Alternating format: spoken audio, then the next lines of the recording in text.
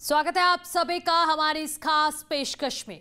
Balakot air strike के 2 साल पूरे हो रहे हैं। इंडियन एयरफोर्स ने 26 फरवरी 2019 को पाकिस्तान में घुसकर एयर स्ट्राइक की थी। भारतीय वायुसेना ने जम्मू कश्मीर के पुलवामा में हुए आतंकी हमले का बदला लिया था। साथ ही पूरी दुनिया को यह साफ संदेश भी था कि यह नए दौर का नया भारत है, जो पहले तो छेड़ेगा नहीं और अगर छेड़ोगे तो फिर छोड़ेगा भी नहीं।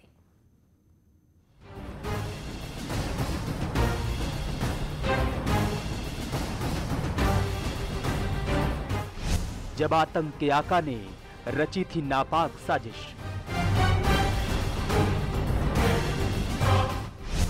तब दुश्मन के घर में घुसकर की थी बमों की बारिश।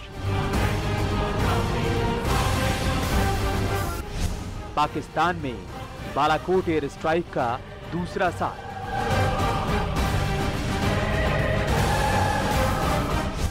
छब्बीस फरवरी 2019 को भारत का सबक बना मिसाल। उरी में सर्जिकल स्ट्राइक के बाद बालाकोट में एयर स्ट्राइक।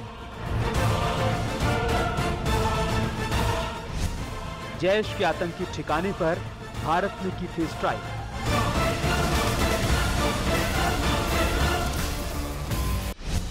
पुलवामा में आतंकी हमले का दिया था मुंहतोड़ जवाब। वायुसेना ने कायराना हमले का चुकाया था हिसाब।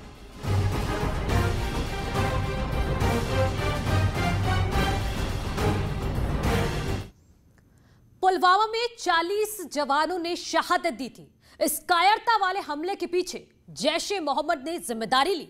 ऐसे में सिर्फ पाकिस्तान को ही नहीं बल्कि पूरी दुनिया के सामने भारत के लिए यह साबित करना जरूरी था कि आतंकवाद के मामले में भारत अब और बर्दाश्त नहीं करने वाला है।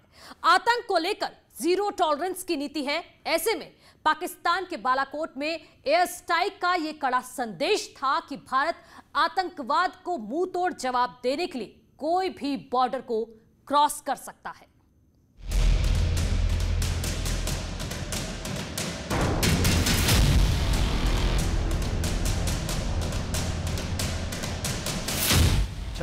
फरवरी 2019 भारतीय सेना के गौरवमय इतिहास का बड़ा दिन। इस दिन भारत ने 14 फरवरी 2019 को फौज पर हुए कायराना हमले का बदला लिया था।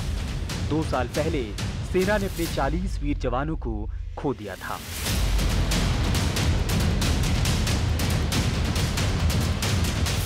जम्मू कश्मीर के पुलवामा में जैश ए मोहम्मद के आतंकियों ने विस्फोटकों से लदी एक गाड़ी से सीआरपीएफ जवानों की बस को टक्कर मारी थी।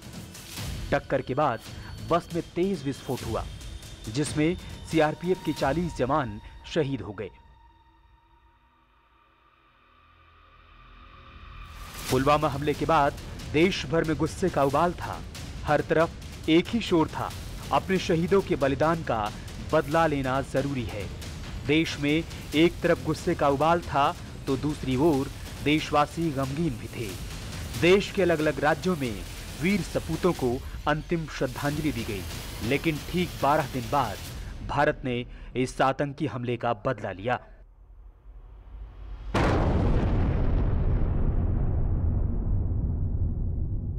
छब्बीस फरवरी 2019 की तारीख पाकिस्तान कभी नहीं भूल पाएगा, क्योंकि इसी दिन भारत ने पुलवामा हमले के महज 12 दिन के भीतर ही पाकिस्तान की सीमा में घुस के जो कड़ा संदेश दिया, उसने भारत की दुनिया के सामने एक नई तस्वीर पेश कर दी। भारत का लोहा पूरी दुनिया ने माना और दुनिया के तमाम देशों ने भारत की इस जवाबी कार्रवाई का समर्थन किया।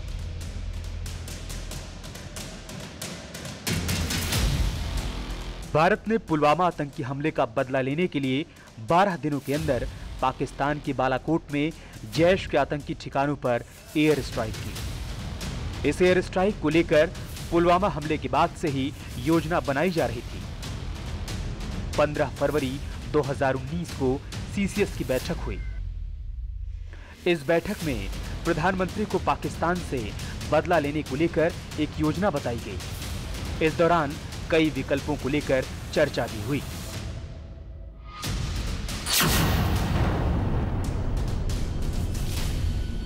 कुछ साल पहले उरी हमले के बाद भारत ने सर्जिकल स्ट्राइक की थी, लेकिन इस बार भारत ने एयर स्ट्राइक का प्लान बनाया।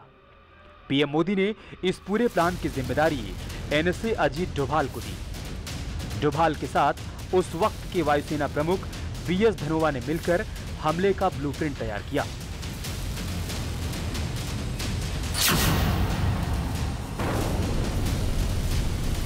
बालाकोट एयर स्ट्राइक में वायुसेना का अहम रोल रहा। भारत ने तय कर लिया था कि उसे किस जगह को निशाना बनाना है। रॉ और आईबी ने जैश के ठिकानों का सही पता लगाना शुरू कर दिया। इसके साथ ही आर्मी को भी अलर्ट पर रखा गया। एलओसी के पास इलाके में आर्मी के जवान सतर्क थे।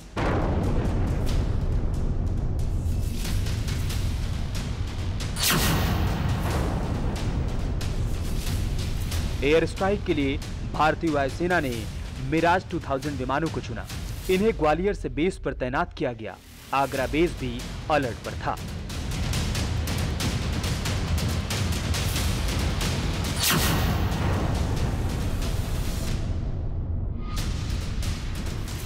सोलह मिराज एयर स्ट्राइक में प्रयोग में लाए गए थे। ये ग्वालियर से चले थे, फिर पाकिस्तान के रडार को चकमा देने के लिए बरेली भेजा गया। बरेली में रिफलिंग हुई, फिर लद्दाख का रुख हुआ।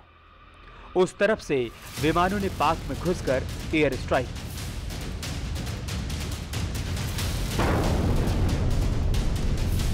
पाकिस्तान के रडार को चकमा देकर यह स्ट्राइक की गई। वायुसेना की कार्रवाई में बालाकोट स्थित जैश के आतंकी शिविर को तबाह कर दिया गया। इस हमले में सैकड़ों आतंकी मारे गए।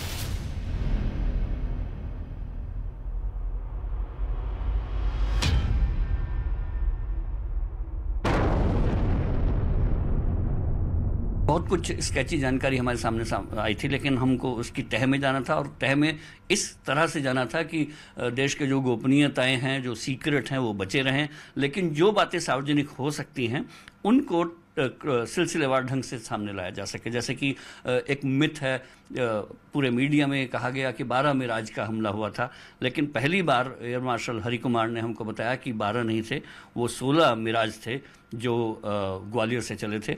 उसके बाद वो बरेली की तरफ हमने रुख किया था ताकि पाकिस्तान के रडार को हम लोग चकमा दे सकें। और बरेली में जाके, बरेली के जो आकाश के ऊपर था, इन सब की मिड एयर रिफ्यूलिंग हुई थी। वहाँ से हिमालयन रेंज को एक पर्दा और आड़ बनाने के लिए सीधे लद्दाख की ओर रुख किया, और उस ओर से इन विमानों ने पाकिस्तान में घुसकर हमला किया और बालाकोट पर पहुंच गए। पहले 4 मिराज डिकॉय थे जो पिछले 4 की टोली को सुरक्षा दे रहे थे। बाकी 4 ने उन पाकिस्तानी विमानों को चकमा दिया जो वहाँ पर मंडरा रहे थे, और वो पॉसिबल हमारी इस जो अटैक था उसको नाकाम करने की कोशिश कर सकते थे। एक बहुत प्रिसीशन ढंग से एक एयर स्ट्राइक हुई, और उन्होंने वहाँ आतंकवादियों के जो शिविर थे उसको पूरी मजबूती से नस्तनाबूद किया। बालाकोट में एयर स्ट्राइक कर लिया था बदला।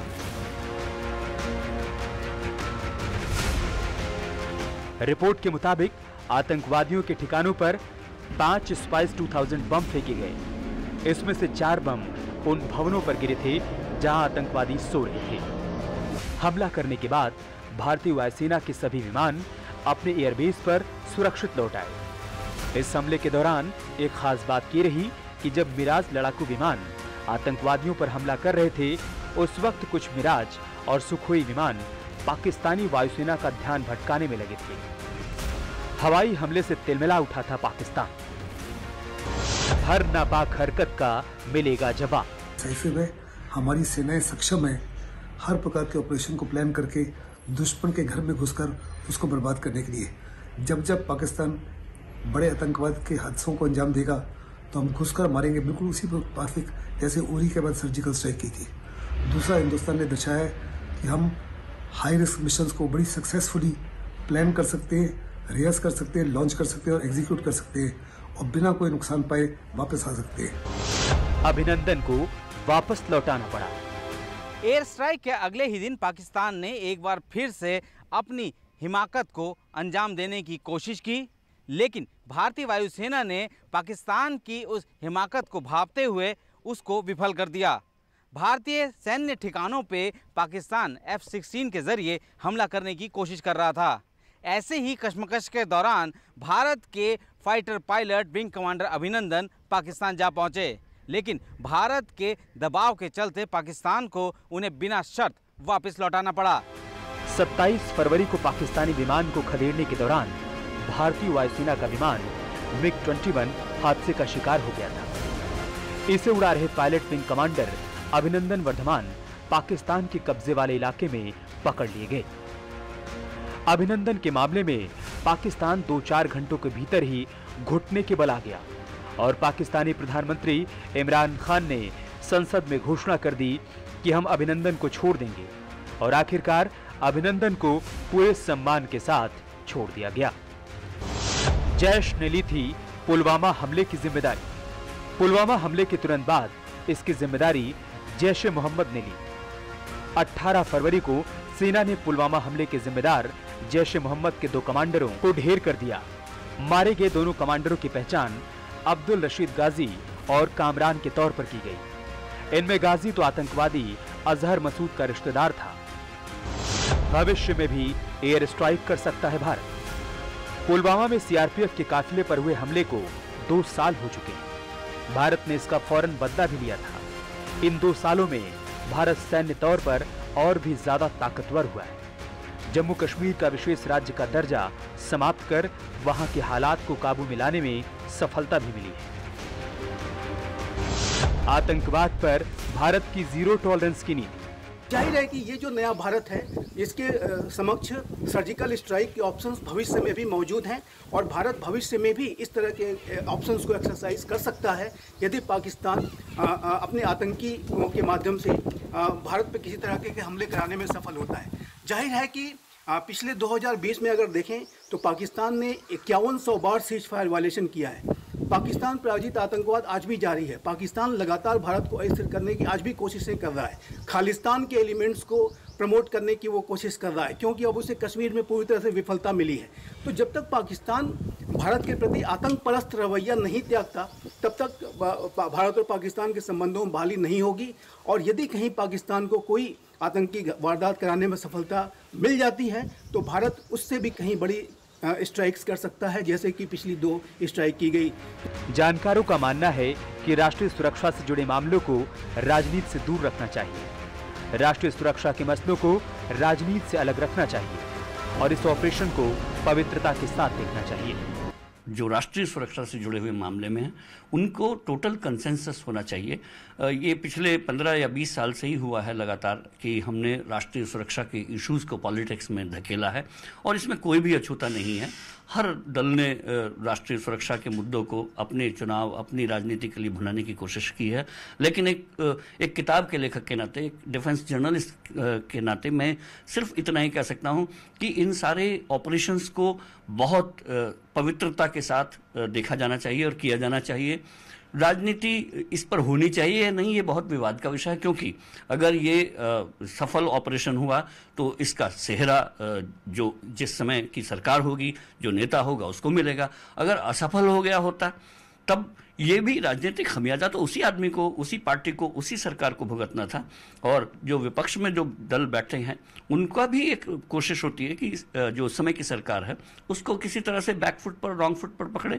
लेकिन चाहे वो चाइना का मामला हो या पाकिस्तान पर एयर स्ट्राइक का मामला हो, ये ऐसी गेंद हैं जिनको विपक्ष को चुपचाप विकेट कीपर के दस्ताने में जाने देना चाहिए, नहीं तो कैच उछलेगा और उनकी राजनीति अच्छी नहीं होगी। पाकिस्तान अभी भी नहीं मान रहा।